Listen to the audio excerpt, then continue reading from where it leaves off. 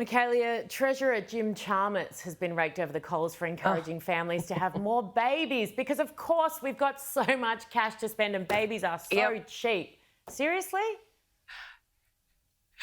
Well, seriously, I think the one thing, though, that Mr Chalmers did say that was correct was this.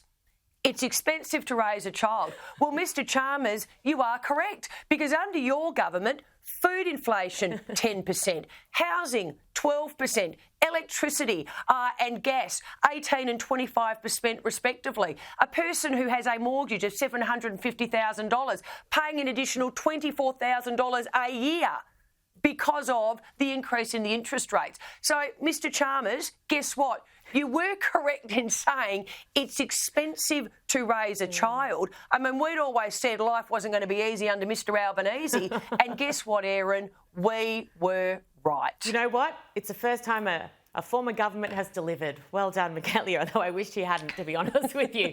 Now, turning now to the federal governments, and this is finally their recently released future gas strategy.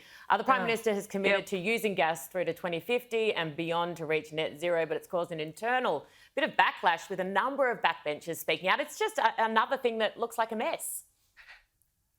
Well, I have to say, I think what the backbenchers are saying properly reflects what Mr Albanese really does think, because you just have to look at the actions of this government in relation to gas over the last 2 years. They demonise the gas companies. They refuse to acknowledge that the answer to bringing power prices down is getting more gas into the market. But worse than that, they do everything they can to ensure that there are no future or new gas projects. So, Mr Albanese, you can say what you like today, but quite frankly, your actions to date show what your government really does think of gas, and your actions to date have meant Australians have paid the price, electricity and gas up under Mr Albanese 18 and 25% respectively. All Australians want to know is, when are you going to listen, and when are you going to put in place policies that actually bring the price of things down?